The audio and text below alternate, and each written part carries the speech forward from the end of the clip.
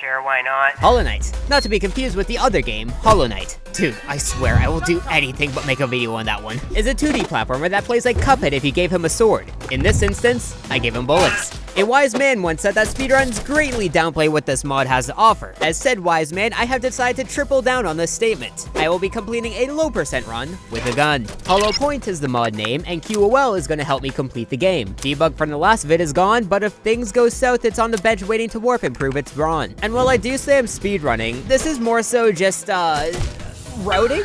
I want to see how much lower I can go than the current world record with this one minor change in tow. With the current glitchless record being 11%, I believe I can work with about 8% on the surface. These are the things that contribute to progression. These are the things I believe I need for this to work. With all that said and done, here goes nothing. As always, the beginning of Hollow Knight is quite dull, so I'm just gonna use this to explain how the mod works. Real quick before I do that though, thanks a bunch for the support on the last video. I definitely didn't expect it to blow up the way it did, so this video is for you guys. Alright, on to the mod. The first thing you'll notice is that focus is gone, and it's replaced with a button to switch between your nail and your gun, as well as a mechanic called adrenaline. It charges like focus, but behaves completely differently. For starters, you only heal when you gain adrenaline points past your maximum, and when your adrenaline is empty, it takes a while. On top of that, you also lose adrenaline if you get hit. On the other side, the soul meter is just your ammo counter for your gun, and apparently you were supposed to be able to focus on the current version, but something broke, so oh well, that's what QOL's for. And I'm gonna be honest, even after subjecting myself to the joys of White Palace without healing, I still love this mechanic, as it doesn't matter if you're at 1 mask or 3, you aren't dead and that's what matters. Moving back to the run, this one actually has me skipping right to green path this time. As this is low percent, actual quality of life is a myth. That means no MP5.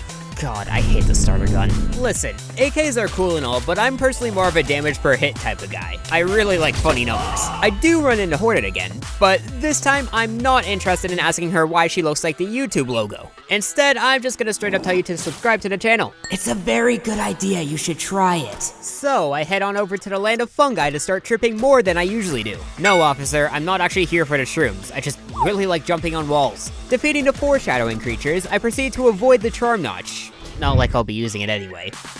Slip past the security and steal the mantis claw. This lets me jump on walls and quite literally is the only piece of equipment I plan to get this run. May God have mercy on me for the fights to come. With this, I head on back to the crossroads just to test something. Okay, perfect, I can do that. I'll come back to this. Over to the other side, I kill a single mother of 7. This does add an extra % to my counter, but the other method is going to Deepnest and getting the tram pass. Honestly, they both accomplish the same exact thing, so it's not that deep. This grants me access to Tenebre so I can fulfill my life's purpose. Dying. That is because in Hollow Knight, your corpse always comes back to haunt you. In this context, I can exploit it to get into the graveyard, which is even harder to do without a dash cloak, but possible nonetheless. In the resting grounds, I make sure to avoid touchy jokes about people being touched this time because I know when most people clicked off the last vid. Here I can get kidnapped and once again enter the city through the wrong side. Now, due to the fact that I can't recover my shade like this, I won't be using bench warp to go back to Tenebre, as unless I do the math and hit this thing exactly as many times as I need, it's just gone. Instead, I ought to just say okay and die again for morality's sake.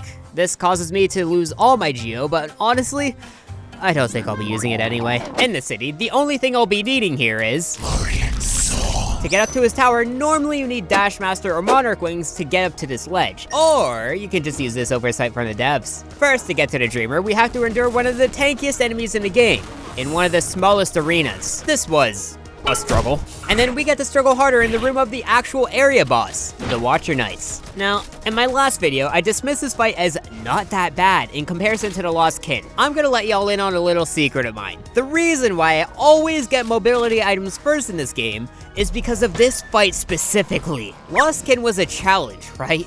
And a fair one at that. Low percent Watcher Knights is what I like to call absolute fucking ball crushing simulator. There are so many moments where I feel like I can do literally nothing against these guys, which is completely fair as I'm not even supposed to be here. I really can't fault anybody else but myself because this is me facing the repercussions of my actions. My main tips for this fight are essentially 2 main takeaways. 1, try to make sure you're actually surrounded as it actually gives you more options in a case of simultaneous attacks.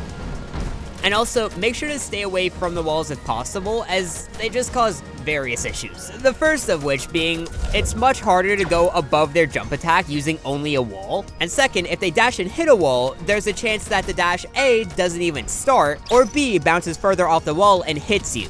Alas, after spending as much time as I did every other area so far fighting these guys, I can finally claim my prize. Warping back to Dirtmouth, I once again attempt that experiment from earlier. Normally you need Isma's Tear or the Crystal Dash to get past this tiny crevice. However, with some carefully timed shots, you can actually make it past and onto this wall to access the correct side of the Fog Canyon. Here I can enter the Teacher's Archives and fight Umu. I do get diffed the first time and on the way back to the second time, but the fight itself is still pretty easy even with no items. Just keep your eyes peeled and unlike Watcher Knights, stick close to the walls. After a fight, I wish I could say the spoils are mine, however there's one glaring issue. I don't have enough ammo or leverage to get to Monomon, the Dreamer. This unfortunately means that I have to either get Dashmaster to increase my gun's recoil, or get the Soul Optimizer for more ammo. I could get the Dash Cloak or the MP5, but the problem is with that is both of them give me 3% to my percent progress, whereas just getting a Charm gives me 1. So after a little bit of testing, I decided to make my way to the Soul Sanctum via the Stag Station. I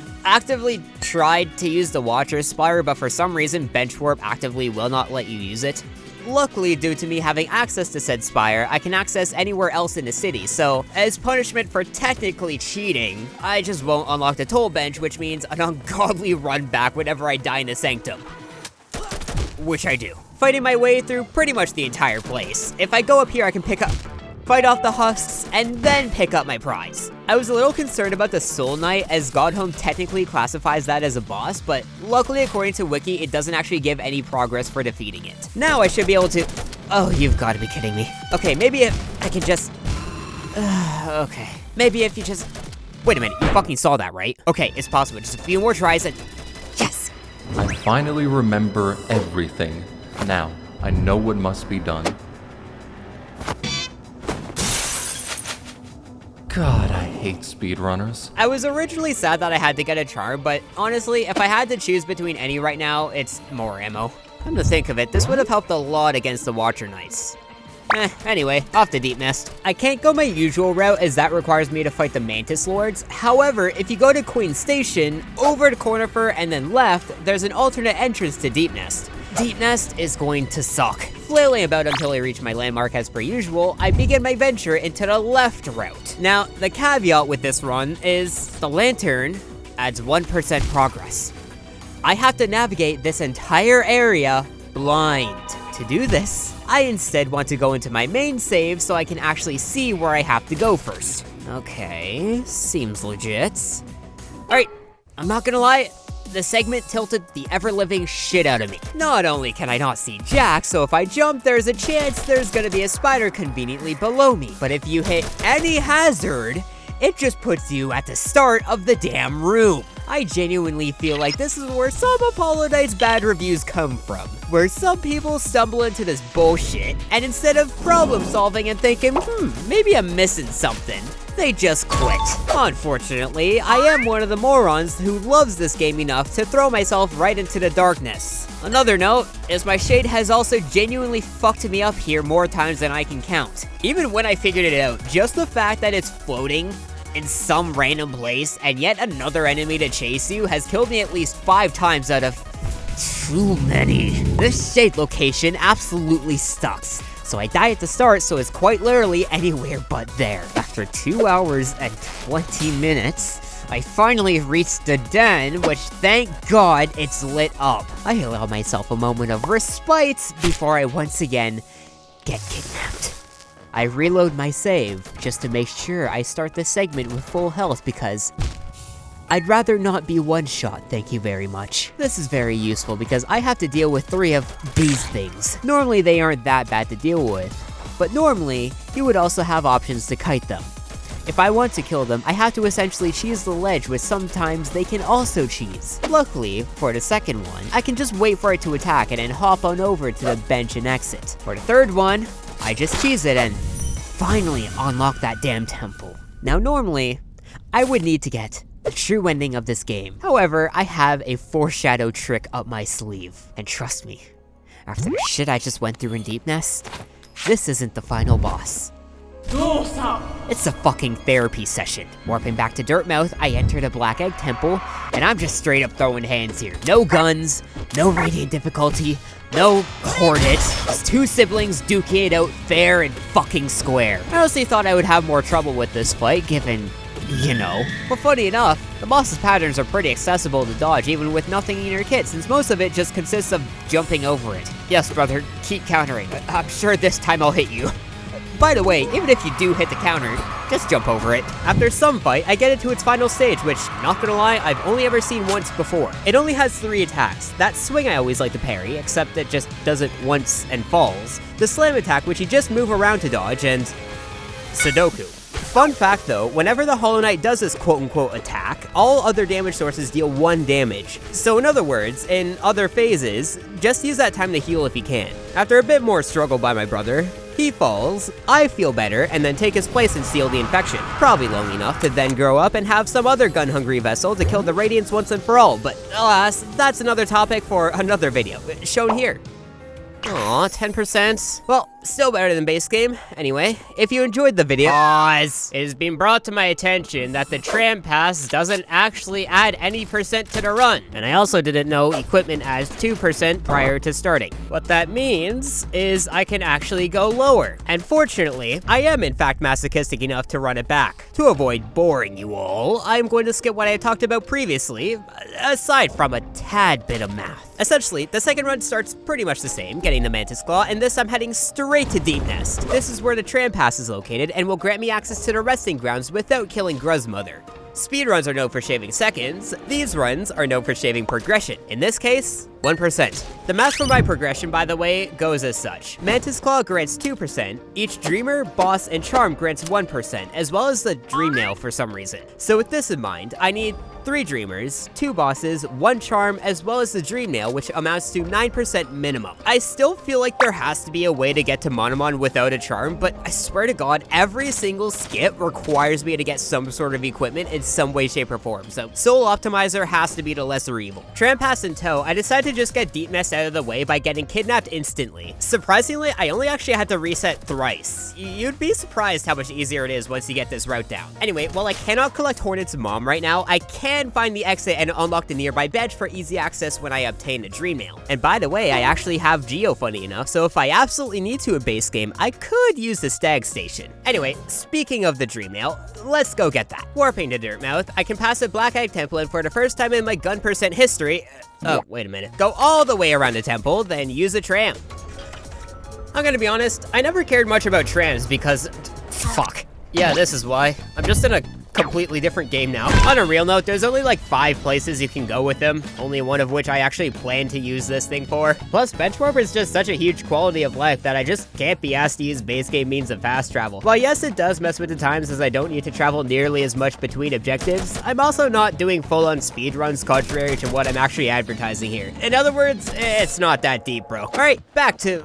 Oh, alright, I may need to consult my resources here. You know, it's amazing how much the route changes for 1% less progression. Essentially, since I went in through the tramway instead of Salubra, I can't actually access the city as I need to break this floor right here. This means that once again, I have to rip off from the base game route and return to Deepnest. Here I can once again use a tram to make my way all the way up to the city through the basin.